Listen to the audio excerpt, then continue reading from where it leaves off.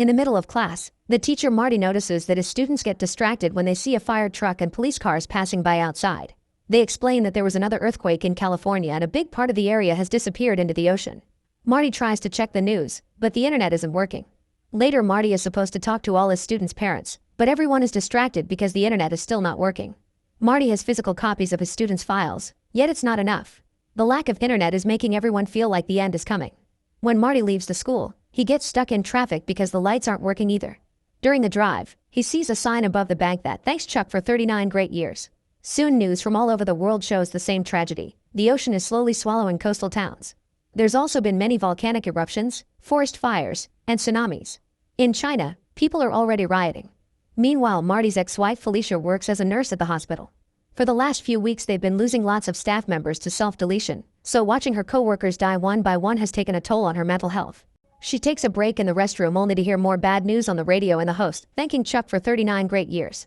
When a colleague asks Felicia if marriage or divorce is easier, Felicia answers marriage because it's done in an hour, while divorce takes months. That night Felicia calls Marty and admits she's been thinking about him all day. She wonders if split couples are remarrying because people want something familiar in these hard times, and shares some examples of coworkers who quit to be with their families. Marty shares that he doesn't have many students left either and gets philosophical, talking about the cosmic calendar and humanity's place in the universe. Then Felicia mentions the Chuck ad she saw earlier and Marty admits he saw it too, so they wonder who is putting up ads during the end of the world. Neither of them knows who Chuck is. After the call ends, Marty tries to watch TV, but soon the signal goes down just like the internet. After a few seconds of nothing, Chuck's face appears and an announcer thanks him for 39 great years, only for the signal to go out again when the ad is over. The next morning Marty notices that his neighbor isn't using his car. The man explains that he had to walk 3 miles to work and back because a sinkhole has appeared on the road, cutting the city in half and swallowing lots of cars. There's a lot of traffic in the other streets, so most likely Marty won't make it to school until lunch. Then they discuss the latest news. California has 10% of land left, the Midwest is burning, and Florida is flooding, so all the food-producing regions in the country are gone.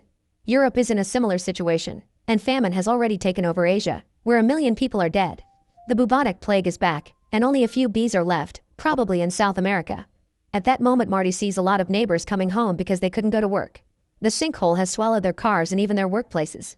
Marty talks to a friend of Felicia's who worked at the bank and asks her about the Chuck sign, but she doesn't know what it means either. Everyone walking around looks depressed and Marty's neighbor points out that they've been going through the stages of grief. When everything started, there were protests and riots. This was followed by lots of self-deletion. But now people have come to terms with it and will just wait for the end. The conversation is interrupted by a plane writing, "Thanks Chuck" in the sky. On her way to work, Felicia notices all the walls covered with dozens of graffiti dedicated to Chuck. She walks all the way to the hospital, only to discover there isn't a single employee left and no patients at all. However, all the monitors are still working and tracking exactly the same heart rate and perfect beeping coordination. The beds are empty, but it's as if all the monitors were connected to the same person. Sometime later Marty gets frustrated because the TV is still receiving no signal, and when he tries to call Felicia, he discovers phone lines aren't working anymore either. He decides to go looking for her and as he crosses town, he sees lots of abandoned cars and more Chuck ads. Sam's resting on a bench and Marty asks him if he knows who Chuck is, but Sam has no idea. In fact, he asked around too, but nobody had an answer.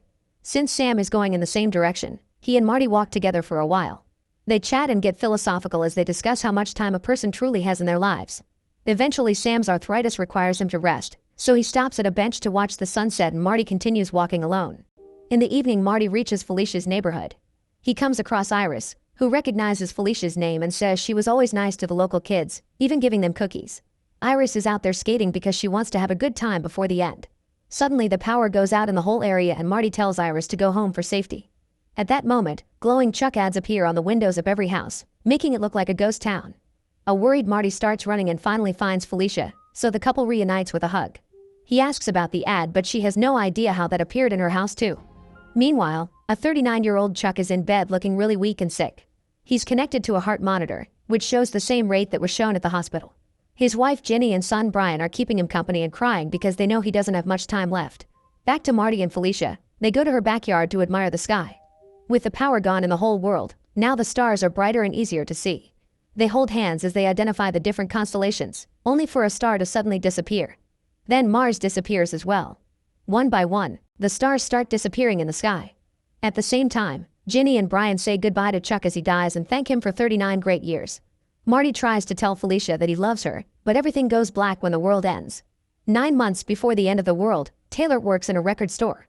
However, she loves music so much that she likes setting up her drums on a busy corner and playing for the crowd. Sometimes she gets tips from the crowd, but they're rare.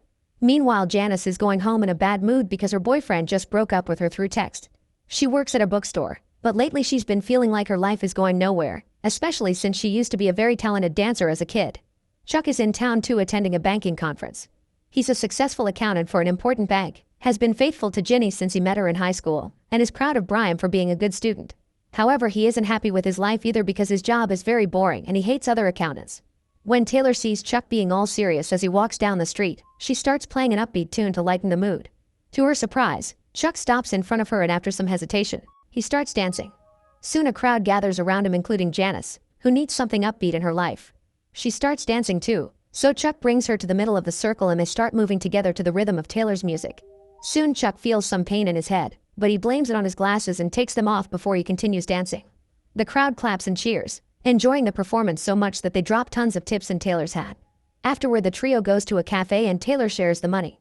Chuck looks a bit sick, but he swears he's fine. Taylor wants to know what made him stop to dance and Chuck says he doesn't know while his mind thinks about his old band. When it's time for Taylor to leave, she hugs everyone as she calls them buskers forever. Then Chuck and Janice go on a walk together.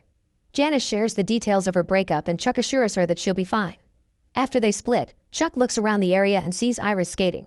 He also notices the empty corner and can't stop wondering why he stopped to dance. Later, when his illness makes his body so weak that he can't chew or walk, Chuck will remember his dance and conclude that's why God created the world. As a 7-year-old, Chuck lives with his grandparents because his parents died in a car crash. To make matters worse, his mother was pregnant when it happened. For a long time, the household is nothing but sadness. Alby deals with his grief by drinking and concentrating on his accounting job. Sarah loses interest in all her hobbies and most of the time she orders takeout instead of cooking. By the time Chuck turns 10, the household has regained a good mood, although Alby continues to drink. Sarah is cooking again and listens to music so she can dance in the process. She often makes Chuck dance with her, which explains where he's learned all those amazing moves. They also watch lots of movies together with a preference for those with dancing scenes. His grandparents' house quickly becomes Chuck's true home, but there's one exception. He isn't allowed to enter the cupola on the roof. Alby and Sarah say that the cupola is forbidden because the floor is unstable and there's nothing up there anyway. Chuck approaches the door in secret, but he isn't able to remove the lock. The night before Chuck's 11th birthday, Alby and Chuck are watching a documentary about Carl Sagan and the cosmic calendar. Since Alby is very drunk, Chuck brings up the topic of the cupola. Alby says that up there someone could see more than what they actually want, and that's why it's locked. He explains that this house is very old and has been remodeled many times, but the cupola has been there since the beginning. In all his time living here, Alby only visited the cupola a handful of times. He claims that in that room, he saw the ghosts of people before their deaths. Alby says that waiting for death is always the hardest part. When Sarah comes home, he sends Alby to get some groceries so the fresh air can sober him up. Then she tells Chuck not to believe Alby's stories because they're just drunk ramblings. Later, Chuck asks a neighbor about the dead people Alby mentioned and how he was involved in their lives. It seems the ghosts are the manifestation of Alby's guilt for not being able to help certain friends. At school, Chuck's favorite class is English. The teacher is too sweet to be taken seriously and the kids misbehave around her. One afternoon after class, Chuck asks her about a poem she read earlier, which has the line, "I am large, I contain multitudes." She explains that a person is made of everyone they know, everything they've seen, and everything they've experienced. Each person has a whole world in their minds and they get to choose what to fill it with. Chuck realizes that if someone dies, that world disappears. This confirms that the beginning of the story is a metaphor for the world in Chuck's mind, which ends when he dies. On his way out, Chuck sees Marty in another classroom. A few months later, Sarah dies while shopping for groceries. After the funeral, the house becomes sad again and Alby's alcoholism gets worse. Chuck goes to the grocery store and asks the cashier for details of what happened. The girl explains that Sarah just collapsed suddenly, so there's not much to tell. One night, Alby falls asleep on his desk and Chuck steals his keys to finally open the cupola. When he's about to step inside, Alby yells at him and drags Chuck away. Then Alby comes to the door to close it, but he sees something inside and immediately freezes in horror. With trembling hands, he forces himself to move and closes the door before he notices Chuck crying.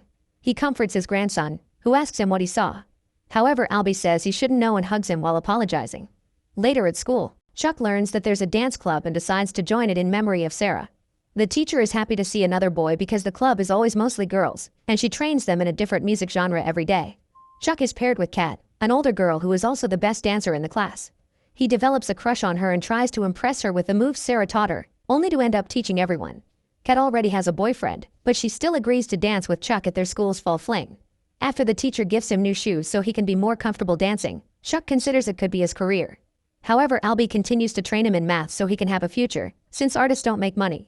Alby also explains that math is in every corner of the universe, even in music itself because of how it counts notes and tempo. All his accounting files have people's entire lives in them in the form of numbers. Math is art that doesn't lie. On the night of the fall fling, Chuck refuses to dance with Kat and makes up an excuse about his leg hurting. His teacher overhears him and says that if he doesn't want to dance anymore then he doesn't have, but he should at least be honest with Kat. Chuck goes outside and looks at the stars for a while to calm down and put his thoughts together.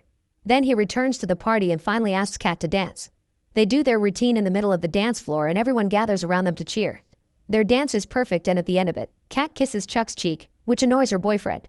6 months before Chuck's death, he tells Ginny the truth about the scar on his hand. After the party, young Chuck goes to the football field and continues to dance under the stars. He loses himself in the feeling of freedom and happiness that dancing inspires in him, and this distraction causes him to accidentally hit his hand on the fence. Ginny doesn't understand why Chuck lied about it and he admits he doesn't get it either. 5 years later, Alby dies of a heart attack at home while a teen Chuck is away playing and dancing with his band.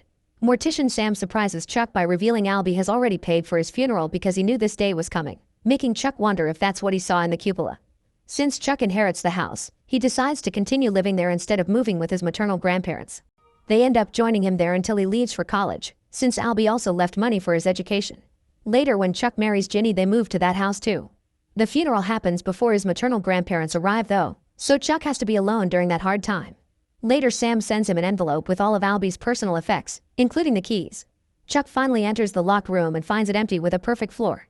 When he looks out the window, he simply sees the town. Feeling disappointed, Chuck turns around to leave, but at that moment he has a vision of his old self dying in bed.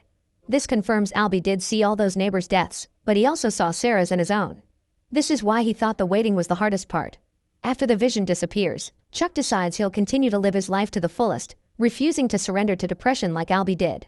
He recites the poem his teacher taught him, reminding himself that he contains multitudes. Make sure to subscribe and turn on notifications so you can watch more videos like this. Thanks for watching.